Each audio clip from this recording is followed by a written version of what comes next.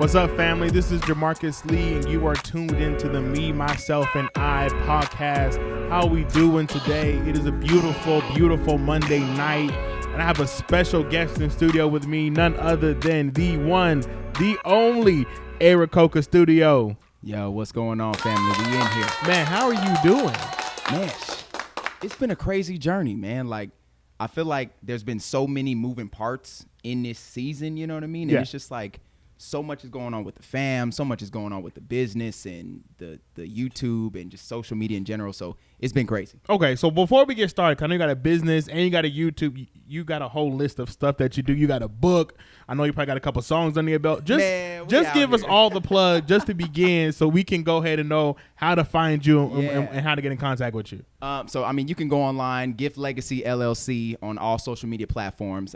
We are active on YouTube right now. Yeah. With the Faith Family and Fitness, where we just do random things as a family, man, and we just record it, all the bloopers, all the funny scenes, you know, and the fam. We got the boys on there. And it's literally random stuff. The last video I watched, y'all was cutting watermelon. But we was cutting watermelon, and it was fantastic. And my son was engaged, which is so rare that it happens, you know what I mean? And I don't even like watermelon, but I'm like, let me just support and watch him cut the watermelon. The watermelon was trash. Was it? The watermelon, there was no sweetness. It was dripping water everywhere. Watch the video, y'all. Watch the video. Watch the video. Because the thing about watermelon, I like watermelon flavor, but I won't eat an actual fruit watermelon. But if it's like a watermelon drink or like a watermelon Jolly Rancher, I'll tear it up. Man, but give me is what makes it a good watermelon. When you bite into it and it's just mashed potatoes. Like there's nothing there's nothing positive about that experience at all. No, the only crunch I need is fruit wise for an apple. It's gotta be a green apple. If the green apple, Granny Smith apple, yes. Let's If go. it's not green and it's not a crunch to it, it's not ready yet. Oh, it's not ready. Take it back. It's not worth it. Take it back, man. I am so excited to have you in studio today. We're also, yes. Wait a minute.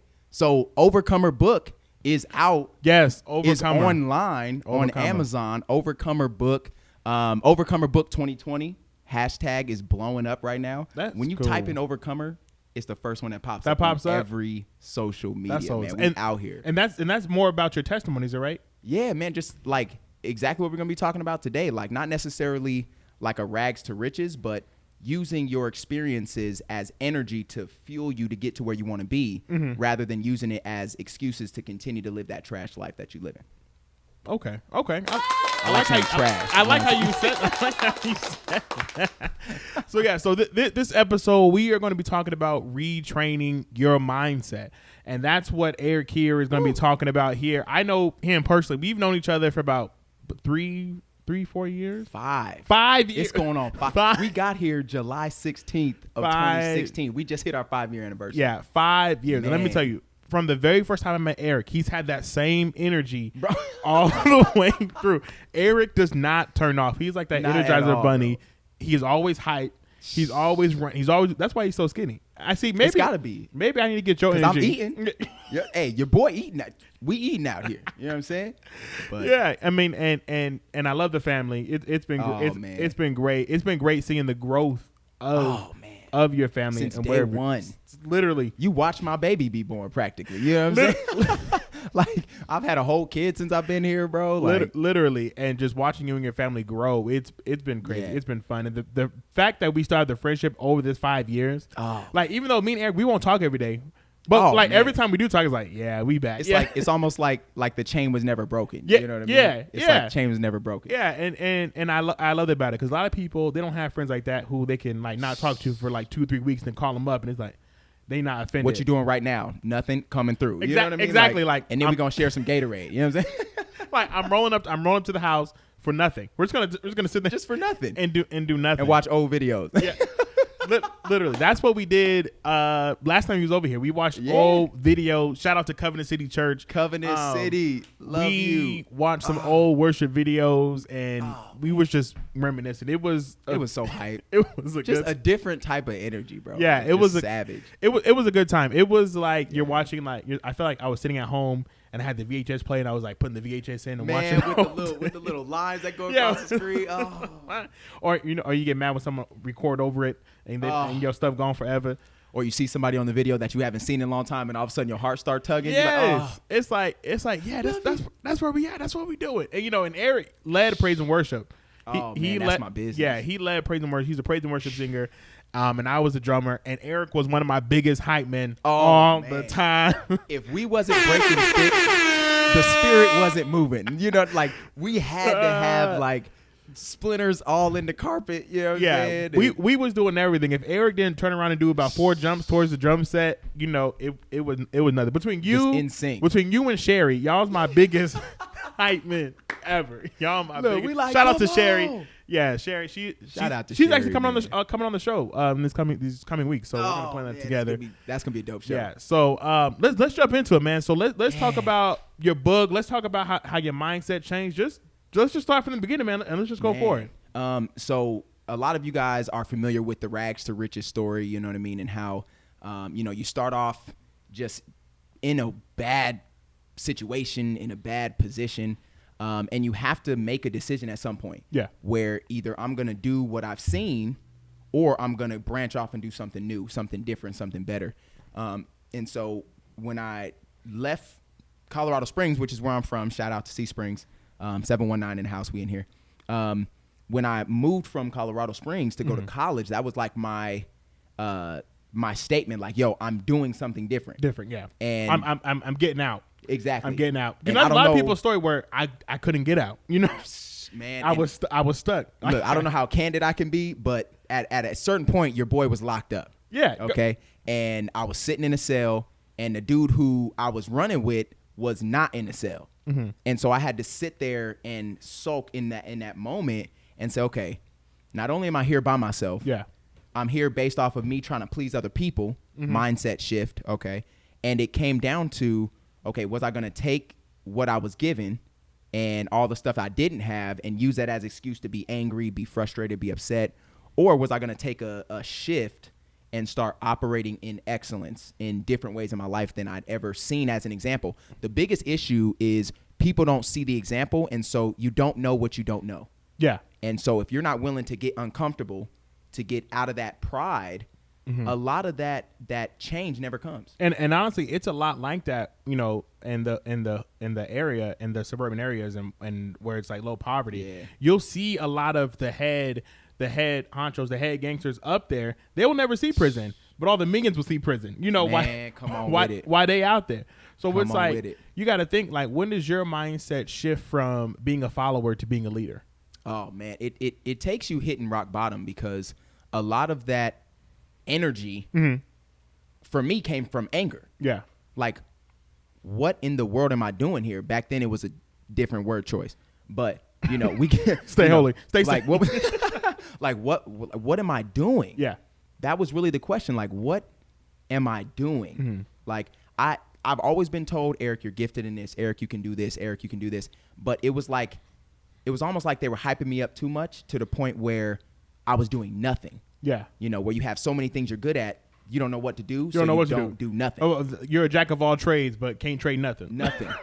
Everything's sitting in a box. In a box. And so for me, like, coming to Christ was a part of that mindset shift, where I needed to elevate mentally. In that same season, I elevated financially.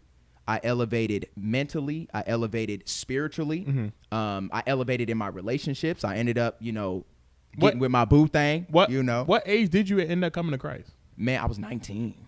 19. I was 19. You know what's weird? I really don't know what age I came to Christ. I just know I came to Christ. You know, I was 3. You know, I don't know when I really made that decision. Yeah. You know, everyone's like, yeah, I remember, you know, I was sitting in a pew at 13 years old and the pastor called. No, that wasn't my story. One day you just woke up like, I think I'm saved. Yeah, that wasn't my. I really don't remember like that exact moment when I had gave my life to Christ. Like, I knew I had did it and I did in church, but I can't like remember that candid moment. Like, I was sitting here in church and doing all that. You know the crazy thing about it? I remember sitting in the back of the sanctuary. Like, it was like the little day hole it happened. You know, like little hole in the wall church. You know, and I was serving back chicken there, dinners. and I'm sitting back like I'm still like hood mentality at that point. I'm just like, yo, everyone in here is fake. They hopping around. Grandmama over there, know her knees about to break off. You know what I'm saying? And it was just hype. It was a Pentecostal, non-denominational, but Pentecostal root church. And you know, I'm used to partying in the street, so that was comfortable. I'm like, okay, they getting down. Yeah, you know, this is my type of party. Yeah, and I just remember the pastor saying something. Apostle Smith, man, shout out to Apostle Smith, love you, sir. he was like, you might be in a position right now where you're contemplating on whether God is real or not. And I just remember asking that question, like it was like, the messages where the pastor speaking like, directly to your spirit. You know what I'm saying? You're just kind of slouching your seat. Like. Yeah, and then he said it, and I was like, ooh, that's awkward. Like, I just thought that. Like, that's crazy. I know now God was speaking to me, but I just remember asking God that question, man, if you're real, show me where you've been in all of these terrible moments that I've experienced, and, the neglect and the violence and the, all the stuff that I've been through. Yeah. And so as I was making that transition to Christ, like, I really started dealing with a lot of the mental stuff, because physical scars heal over time, right? You might have like a little damage or something, but it's the mental scars that last, and you can't just put ice on that. You can't. And they take the longest to heal. It takes the longest to heal. And it only takes something for a split second to put you back in that mindset. So it's like a constant daily thing that you got to do. Like, I'm going to live in this mindset. Because if not, you would catch yourself living how you was before. And the crazy thing about it is mental scars, they don't have a healing time. Like, they don't have a certain process, like one size fit all. You break your ankle, there's a certain process you go through to get your ankle right. Physical therapy, ice and all that stuff, stitches and all that. Mental scars are different because every person is different. Every situation is different. And so for me, even as I started to write this book, Overcomer, started off as a journal. I thought for all my ladies out there, forgive me, I thought journaling was for females. Like, I was like, yo, I'm too hard for that. I think a lot of men thought that growing up. Like, I ain't got no journal. Ain't no journal.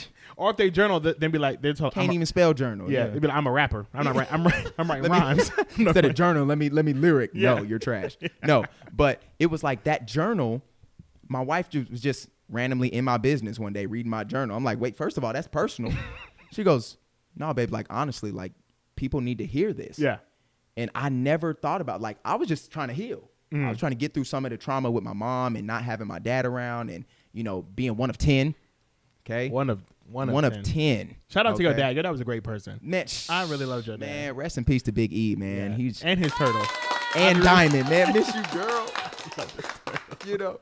But it was just like, and that was even its own healing process. Meeting my dad for the first time. So for those of you who don't know, I met my dad when I was 25, already grown, already had a kid, already married, already been through hell and high water, but I needed to have that experience. Yeah, I remember you came and told us, like, guys, I'm about to meet my dad, and I'm like, what? Man, like, it was so random. It don't happen. Yeah, it was so random. Like, you sure? Because then you don't know how to process that, because when it comes to mental health, more in the black community, as far as males. Man.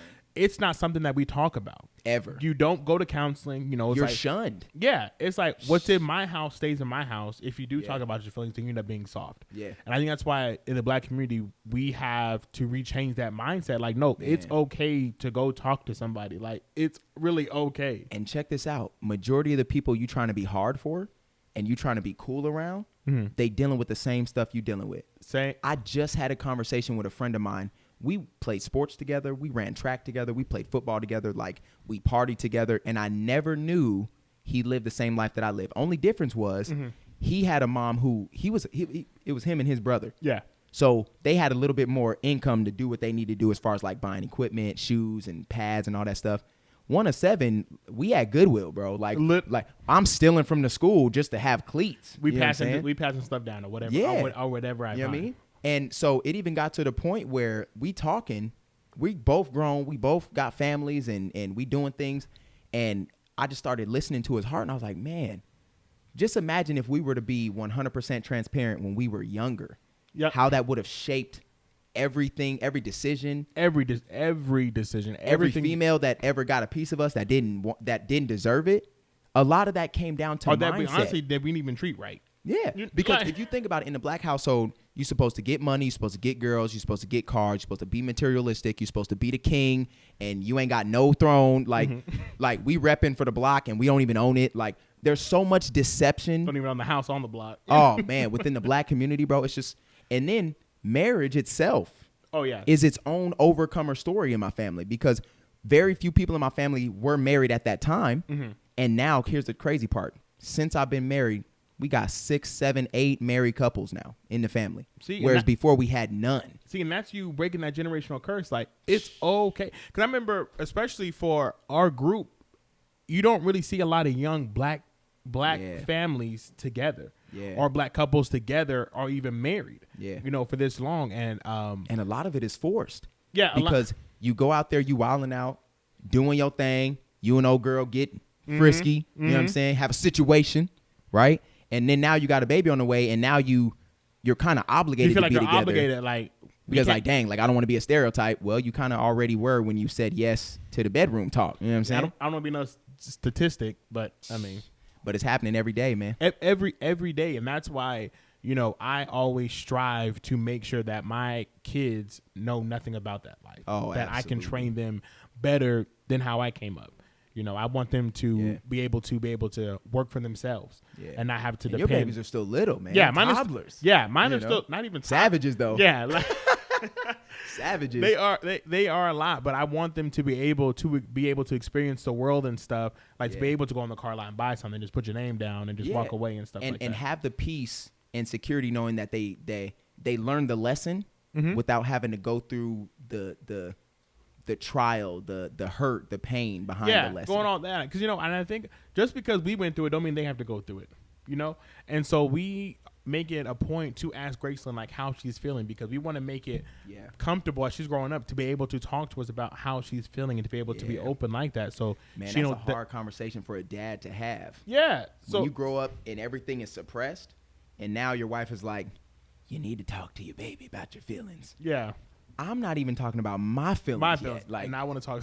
That's not even an open book for me yet. You want me to go and teach my son something I don't know? Yeah. That's a huge mindset change as well. Yeah, it is. Having to learn the lesson sometimes the moment before you have to teach your son. I cannot tell you how many times, like, me and Shakara will be in the room having a deep conversation about life and making changes, and then the next day something will happen at school with Solomon, and now I got to teach him what I just learned less than 24 hours ago. And then I got to make it sound good enough to, for him to like, oh yeah, you know what you're going to you right, Dad. Oh, you were really smart. That's some good advice. Yeah. Thank you, sir. And then on the low, I'm like, thanks, babe. But, and it's so funny, like, when we had Graceland, Graceland was my first kid ever. Yeah. So, it was a lot of learning. Yeah. I still am learning from Graceland. But what it did is it taught us how to be better parents to Carter. Yeah. It seems. I feel like that first child will teach you. That first child humble you. Gets the worst of you. They get the worst of you. You don't know what to do. Like, you're still trying to. And me, I'm terrible with time management. Right. Mm-hmm. Like the consistency is something that I'm still working towards. Mm-hmm. Like, even as much as people see online, there's so much more that I have planned. Yeah. That I just haven't scheduled the time to do. So one of those big mindset shifts is nailing down your imperfections. Right? So that way you can start to make those imperfections, those weaknesses, not necessarily a strength. Yeah. Unless you're that good. But for me, it's just making it less of a weakness to where it's more of a neutral, like, okay, I can manage this. I may not be an ace at it, but it's not going to take away from the other strengths that I have. Yeah. I use it more to push me than I use it to hinder me. Exactly. Like, so when you did meet your father, how was your mindset? Like, how was that conversation going through? Like, it's been forever since you talked to him. So how was, like, kind of walk us through that conversation and mindset? Well, the first time I ever talked to him, I was actually macking to a girl, like, that moment. And he called, and I was like, who is this? He's like, this is your dad. I was like, oh, man, this is great. It's a terrible time, though. Can I call you back? I'm working on some things. I just remember that day, like, I was at the bus stop macking to this girl. And, I was kind of, giving her lips, licking it. We all having that side combo, Now, mind you, I'm like 14, 15, still ashy, still hair all in a fro, you know what I'm saying? Like, still trash. But I was giving it 100%. Yeah. Like, you going to be mine today. And so when he called, I didn't take it serious at first. Like, it kind of went over my head. Mm-hmm. And I didn't understand the gravity of how much it took him to call me, right? Like, you haven't been in my life this long, like, just stay away. Like, that's the mindset that I had at that point. Mm-hmm. And so as I got older and into my adult years, it was like, okay, we were having more frequent conversations. And his sister, my auntie Linda, is actually the one that set it all up. She invited us out to Cali for the first time. Shout out to Cali. It's fire, okay? Went to Venice Beach, first beach I'd ever been to. I actually scooped some sand and put it in my pocket after we left. Savage. In the pocket. I was like, shh. Yep. Got all the loot. I still got it too. In a little bowl on my desk at work. Shoot. Reminded me. And so that night before, we stayed there for like 2-3 days, went and saw Hollywood, and it was great. Went to Gold's Gym and just got the chance to just experience a lot of those first times. Mm-hmm. And I just remember the night before we were supposed to drive home, she was like, hey, here's an envelope. She gave me a little bit of money and like, here's some money for gas and stuff. I want to entertain something for you. Like, if I take you to meet your dad, would you want to do that? And so I said, that's a great question. Let me go consult the wife. I was still learning how to. Is this after she handed you the envelope? It's after the envelope. So like, this is so she got a little money in your pocket. Probe, she probed me a little bit. She's like, here's some change. Here's some money for food. You know what I'm saying? Let's go meet your dad. And so like at first I was like, it was like an instant like gut wrench. Like like she wanted to take you to meet him right then and there. She wanted to drive to Arizona to meet him. We were going to drive through Arizona back to Colorado. And so she drove with us. And so back up a second. So I went and talked to my wife, because that's one thing I learned in marriage counseling. You consult with the wife, right? Got to be on one accord. Yeah. So I went out in the living room and I said, hey, she wanted to meet that dude that before I was with my mom, I was with him, meet that guy. I don't know what to do. And Shakara was like, I mean, let's talk about it. And best advice I've ever gotten in my life. She said, whenever you experience something new, go with no expectation. And what that taught me mentally was if I hike it up and then it's even 1% less than what I thought it was going to be, it's going to be a trash experience. Ruins the whole experience. Because you have I could have stayed in Cali. I went Cinderella story going on in your mind. Like, oh my God, it's going to be butterflies and music is going to be, girls is going to come out when we meet. You know what I'm saying? Like just something magical. The heavens are going to open. Yeah, the heavens are going to open up, See, right? and I think a lot of people, when they do that, I think, like, for me personally, like, if I have my expectations, I will, like, find a movie that goes with the expectations of, like, something that's going to happen. Super important love and basketball scene. Like, this, like, it happened in this movie like this, so it's going to happen like that in my life. Yeah. And then when it don't happen, you're like, bro, they lying. Like, see, but the thing about it was that California trip was so good. Mm-hmm. It was like, even if meeting my dad was trash, like, we just chucked it up to, it was a good family trip. Yeah. You know what I'm saying? And so sometimes, like, a big mindset shift for those of out there who might be struggling with, these fork in the road type of things is when you experience something new, like, expect the best. Don't prepare for the worst. Like, just go in wholeheartedly, like, experience whatever they have to experience, right?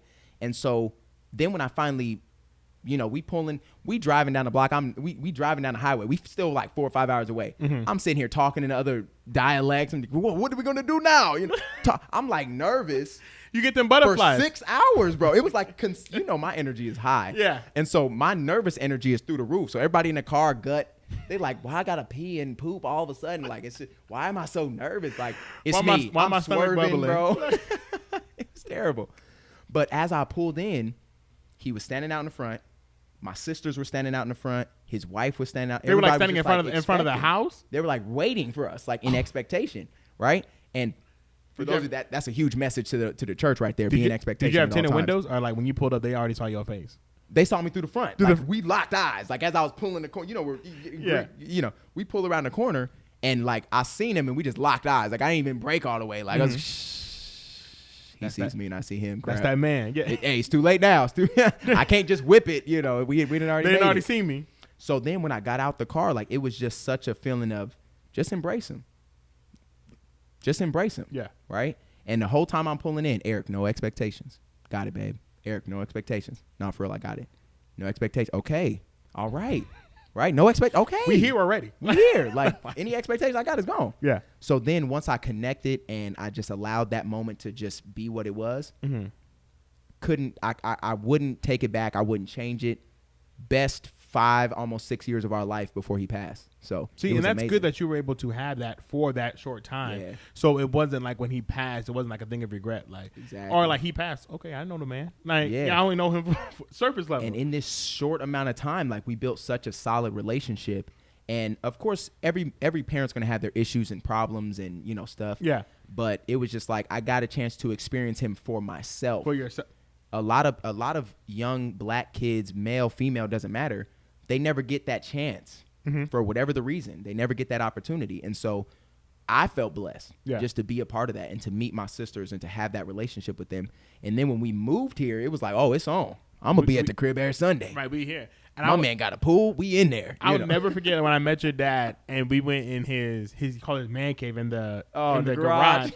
And I'm like, it's Arizona. You don't want to park your truck inside? And he's like, cars are like dogs. They stay outside. Yeah. You wouldn't be able to fit in there. My dad had the old school to the max. He had the old school fridge. Yeah. He had the pool table, the real pool table that you got to break apart to move. That had to be refelted already. Yeah. But we ain't gonna do that. He had the college drum set, which I have. You have a drum set? Yeah. As soon as we get the space, I'm setting it up. I can't even play drums, y'all. I just want to. I can keep a beat. That's about it. Savage. Okay. And so like, as we're getting to this experience. Mm-hmm. Shakar kept reminding me like, yo, we're here. Don't still 2 years later, 3 years later, no expectations. Yeah. I just remember hearing that. And so when I started writing my book, when I started the business, we were sitting in Miss Washington's guest room, bro, Mama Washington's guest room. Wow. Homeless. Okay, here's what we're going to do for the business. Why we're sitting there homeless? No matter what your situation is, let me just encourage y'all real quick. Like, no matter what the situation is, continue to dream because you never know when those ideas are going to come, when they're going to flow. Yeah. And if you don't catch it in the authenticity of that moment, you won't be able to relive that. You won't. And that's why you always have to think of the glass half full instead of half empty, because if you let your mindset like settle with where you're at physically, it'll never turn out the way that you think it should go. Yeah. Because I've always said that your actions need to surpass your mindset in order for you to succeed. Oh man, because you can think it, but until that's a tough thing to do. Bro. Yeah, it is because in our minds we're all doing something different. We're all somewhere else than where we're at physically. Yeah. But until you actually put that down to paper and you actually write that down and you like they said, make the vision plain and start going practical. For it. Yeah, and it doesn't have to be what's it called, big goals at a time. It can be little small goals to mount up to big goals. Like take the small victories, man. Because my wife, she kills me with this.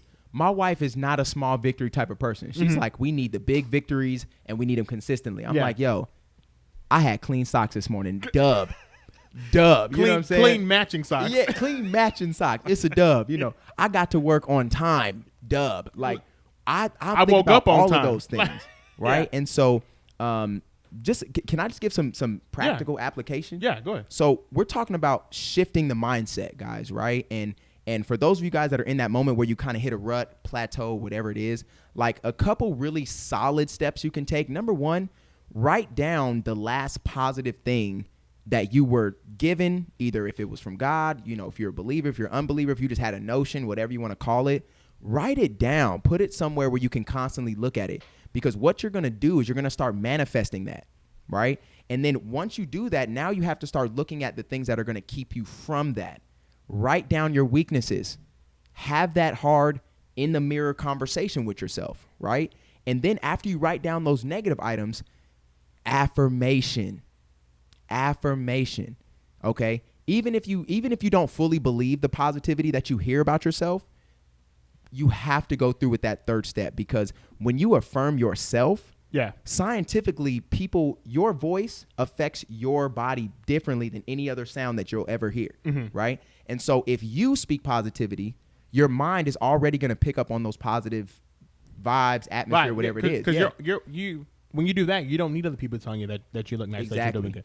Because and that you're already self-affirmation is everything. And when you first started with your writing the stuff positive down, that reminded me of Bishop Robinson, the amazing list. With your amazing list. Like, Word of Abundant Life. How many of y'all still have y'all's amazing list? Bro, I got it on my phone. I had to put it in Google Docs. Like, he told us, keep writing everything that's amazing down and keep it for you. 150 things on that list, bro. Like, it's savage. It's crazy how when you go back and look at it, like, it really like reaffirms your faith and like reaffirms your position in God. Like, okay, God, you've never lost before. Like, and then it allows you to see where the maturity of your mindset towards God was. Because in the beginning, it's like, God saved me. Like, bam, period. Right? But then as you grow, like your sentences get longer, you get more eloquent with your words, you get more emotional. And then when you start doing it, then it's like, instead of asking God for stuff, you just get caught up in just thanking him. Yeah. Like, thank you for the small stuff. And that's a hard thing to do, because everything about today's Christians is we're looking ahead. Yeah. But Paul said, be happy with where you are right now first. Mm-hmm. Foremost. It's good to think ahead, but if you're not happy with where you are, of course you know you need to change it, but remember the good. Yeah. Because we've all been somewhere worse before, right? Mm-hmm. And even where we are now is still, there's better to come. There's more to come. So just the encouragement is just, man, write down your affirmations and then start taking steps towards the goals that you want. Man, vision board. Vision boards. Bro, vision boards is such a We simple did that with the elementary youth. school. We did the vision board. If, take it back old school. Get your magazines and start Get clip art, baby. Let's go. Start cutting them out. Me and my wife, we had our vision board. When we first got married, we had our vision board and we had put it up and stuff. Bro. We still have it. Not hung up. But we still have it. And I still hold on to those things that are on that vision board because I know that it's going to come to fruition. Yeah. And I'm still hoping and praying and believing that it's going to happen. Yeah. But it's something about seeing your vision in front of you. Yeah, and knowing that you had it way back here. Way back in the beginning when we were homeless, when we were, taking the bus across Phoenix to get to work every day, and we can look back at that paper that said gift legacy. Step 1, get a domain. Step 2, find some designs you want to sell. And they were trash designs. Don't get me wrong. Like, they were trash. Like, I look back and I'm like, God, what were you think? Like, where was your mindset at during this? Why was I selling this? Yeah. And it was like big old elaborate stuff. And I'm just like, bro, God vibes only. Like, it's just that simple. It's simple. That's simple. And I think a lot of times when they get their vision, their dreams, they kind of over visualize it. They overcompensate for it. They have so much they want to do, but when it comes down to the fine details, they're lost. Because I'm where your spouse, Jesus. Yes, because I am. Jesus. Virginia knows I am a big person. I'm a planner person. Like, this is what I want to do, and we're gonna do it. And in Virginia, she'll reel me back in like, all right, step one. Step one. I cannot tell you how many times me and Shakara, I've been like, babe, I got this idea. Yeah. And it's just like taking a gallon of paint and just throwing it, bro. And I'm like, we're just going for it. I just want to see where it's going to land at. No plan. Like, and even with this podcast, when I told her this podcast, I'm like, I'm going to do this podcast and I'm going to launch it here. She said, well, if you're going to do it right. So that takes some time right there. So listen to your spouses, America. Listen. Yes. They are your help meet for a reason. Okay. Yes. See, come on now. See, my producer back there. Man, but in all honesty, like, for those of you who are single, let me just speak to my single people real quick. Get to know yourself first. Self-identify, right? Your likes, your dislikes, what you're willing to put up with, your boundaries. Even in marriage, boundaries, okay? Because what you're going to find you're preaching. When you get married, you tend to want to become one faster than God wants you to become one, right? And so I love that. And then when you get to the point where now you guys are the same person, you can't grow individually. There's no individual vision. There's no individual. Then next thing you know, your ministries are the same. You're doing the same things at the church. You're doing the same things with your family. And now someone's vision is going to be left over on the cold. Somebody's vision, somebody's idea. And one thing that me and Shakara had to learn was to continue to date in the midst of our marriage. Yeah.